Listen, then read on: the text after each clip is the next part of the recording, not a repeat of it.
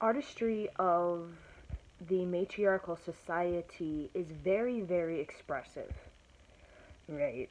A lot of our sort of traditions of dance or rhythm or traditions of when it comes to art, when it comes to music, when it comes to the just the ritual of celebration comes from these matriarchal societies that have been orally passed down, right, from family to family to generation. So the matriarchal framework is very much about liberation. It's a liberated way of living, right? As we know in this sort of patriarchal society, it's not so much about, right, liberation, right? It's not so much about, right, creativity and artistry. Like I said, it's more so about, you got to rent your body. You're not free, right? We all know that you're not free. You gotta rent your body, and then when you die, you gotta give your body back to the elite, right? You are your purpose, right, in this patriarchal society, even taught by the king, the pharaoh, is that your purpose of your physical body is just to feed and satisfy the king and the lineage, because the king and the lineage is the god, right? Is the worthy one, right? Worthy of the wealth of the universe, while we are lesser degree, meaning we're born a sinner, we die a sinner, right? And we have to pay off our debt, right? Evidently we have bad karma or something like that, so we have to pay off our debt by basically, doing all of these things to satisfy the king or the pharaoh, the elite, or whatever sort of grouping that is considered the god or the holy of holy, while we're just kind of lesser degree, right? Thinking that we're unworthy and thinking that we're not good enough for economic sort of stability or religious sort of freedom, right? But in this matriarchal society, artistry was not just an era of, like, when we think of a renaissance, right, an age of reason or age of enlightenment. Artistry was consistent throughout the eras and ages on in this matriarchal society. Artistry was very much a practice of spirituality that's not organized religion, right? It's very much about a receptivity, a compassion, and an understanding of multiple sort of matriarchal deities or matriarchal gods or matriarchal star being stories, right? We're talking about the Chinese, we're talking about the Russian, we're talking about the Indian, right? We're talking about the Europeans, we're talking about the Africans. There's so many matriarchal star being stories, so many sort of deities and depictions of goddesses, and we call the holy ones or the seven beings, and there's this great respect for that. And there was this great also understanding that all of these sort of expressions are of the same thing. And that's what we talk about Adonakton, right, in his sort of reign in ancient Egypt. Adonakton understood, right, he came up with monotheism, which was basic about all of these sort of, quote unquote gods and, star beings. They're basically from the same energy, known as the Holy Spirit, right? And this matriarchal society understood that all of these sort of expressions, either it's Shiva, right? But either it's like a Chinese deity, either it's like a Native American sort of deity, right? All of this kind of comes from the same sort of energy called the Holy Spirit. And the matriarch was very empowered, right? Very intuitively, psychically, authentically empowered. We were actually a lot more clear headed and we were a lot more creatively supreme in these sort of periods, right? Because we knew how to work our mind body system. In our patriarchal society, we don't know how to work our mind body system. We don't know. We don't understand why our liver is doing this. We don't understand why our back is doing this. We don't understand why we have this inflammation in our neck or in our spine. We don't understand. We don't understand what's going on with our body, right? In this matriarchal time, sort of the healing arts was that you were taught the whole system of your body, right? Very much like shamanism. You're taught from elder generations about the whole how to work the mind, body, and spirit. Because when you know how to work that, you know how to basically focus on your creative destiny. But if you don't know how to work your mind body system, what happens is, right, you don't, things happen that you need to correct, right? And if you don't know how to correct it, instead of spending your time on, creative destiny, you're spending your time on figuring out how to correct it. So at a very young age, we're taught how to correct the mind, body, spirit sort of uh, connection. Um, and we're also taught about how to be stable, right, within our society. We're in our institution. We're not necessarily, we're taught, English, math, science, but we're not necessarily taught how to be stable within our economy, how to be stable within our religion, how to be stable within our ideology. We're not really taught about how to become successful, right? The trades of it, because most of the trades of success in the patriarchal society is withheld, right? Because it's a hierarchical caste. It's not about the balance of the scales. It's not about that, right? It's about the these it's about the knowledge and the wealth generating for the elite, right? Right?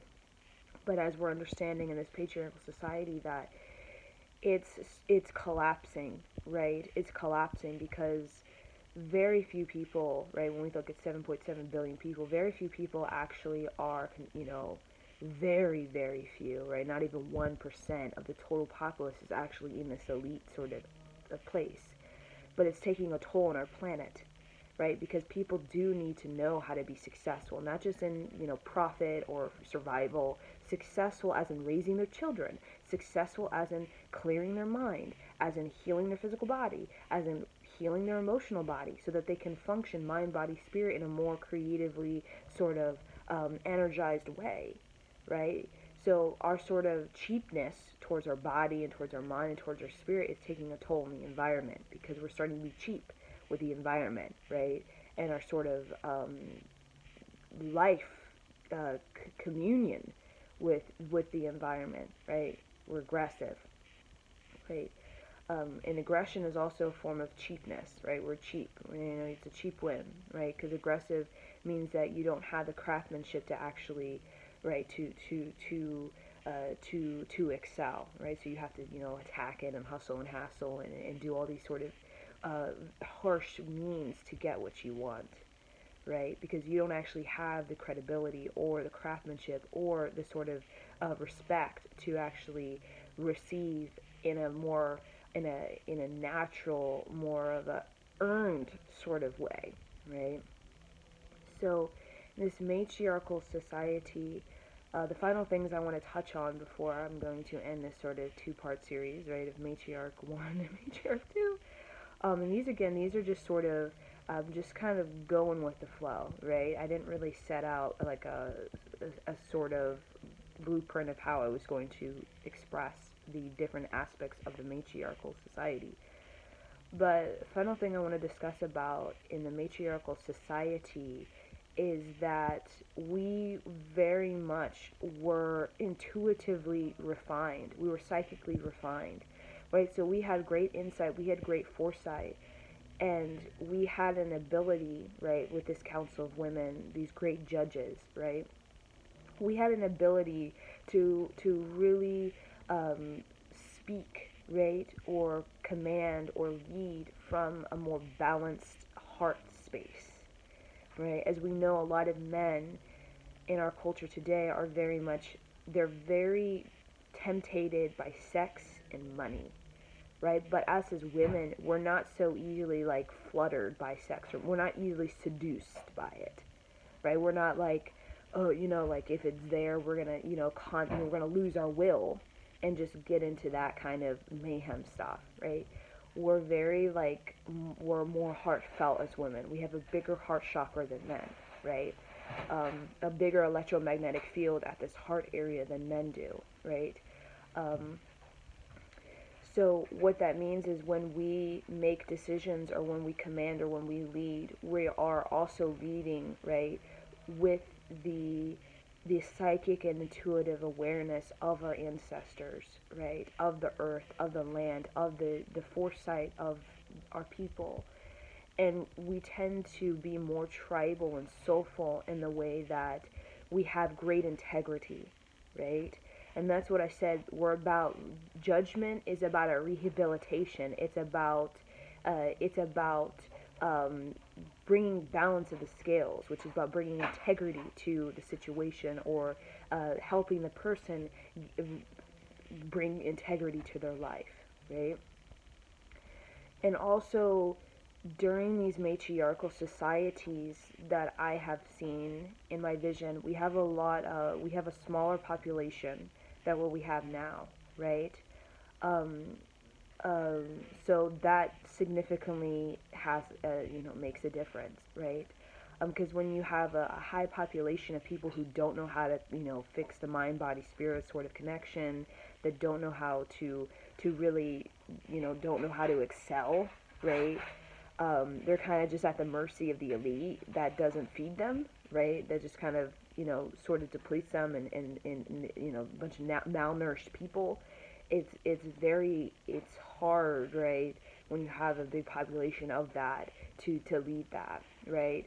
So the matriarchals understood that. So they were very much about feeding, right, integrity sort of principles and a self knowledge to many families, many lineages, many generations, particularly the lineages that have a strong sort of ancestral wisdom, right, or ancestral talent and gift, right?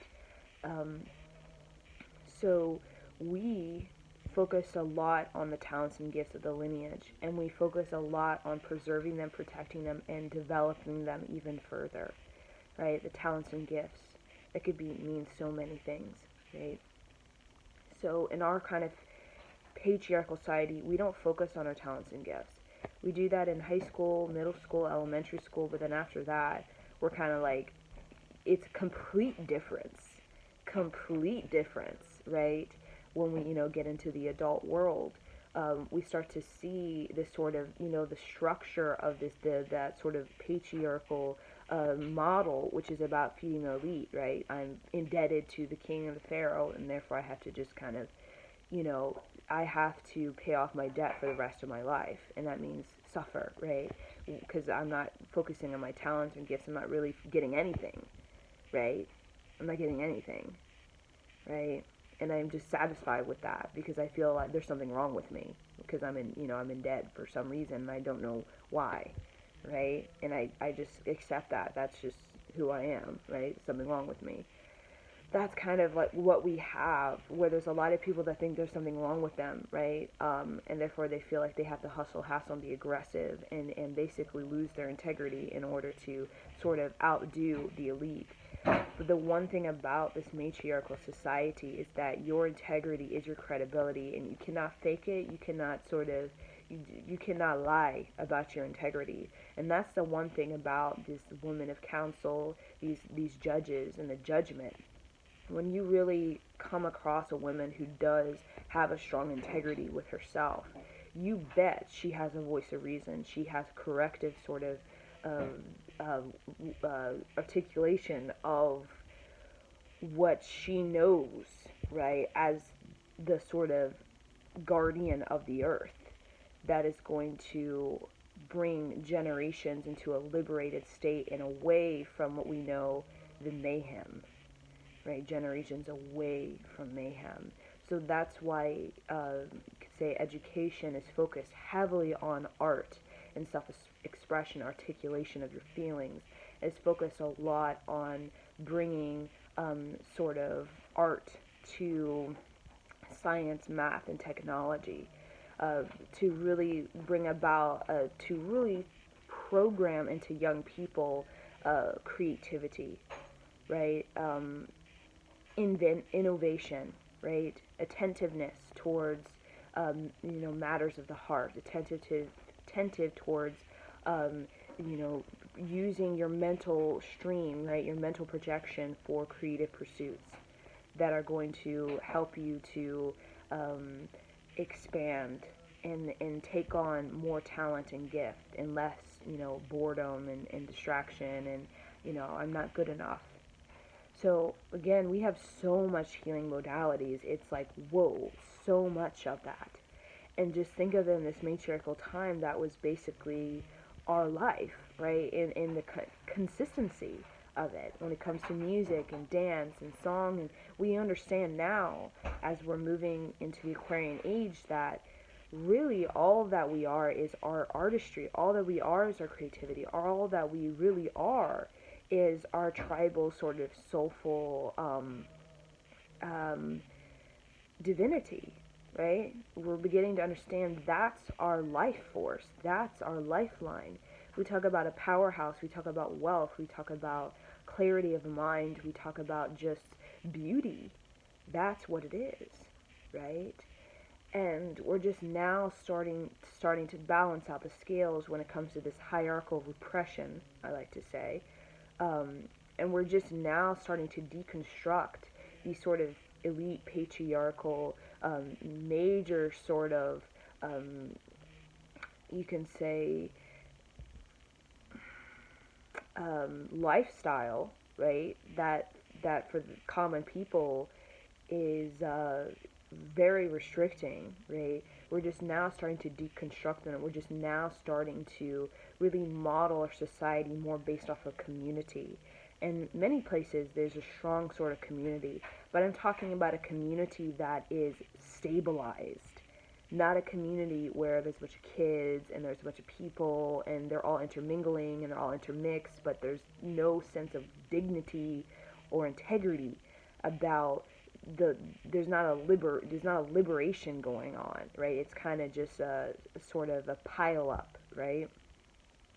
We're talking about a community where we're starting to organize ourselves, educate ourselves on how we can create more of a balance of the scales, right, when it comes to exchange and the circulation of wealth. And when it comes overall, the balance of the scales in the community is based kind of like an Indian, yogi sort of, tradition.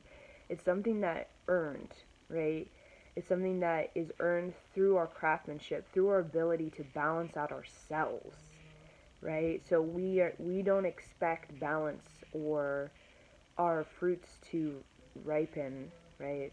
Right, or reap what we sow, right? To receive the wealth of the universe unless we balance out ourselves, right? And that's something that's earned, and that's something that it is a craftsmanship that we develop through dedication, through diligence, and a delegation that we do. Um, in the community and just with our own sort of lives and our own sort of um, maturity, right? Spiritually and emotional maturity. So I'm going to leave you guys with this.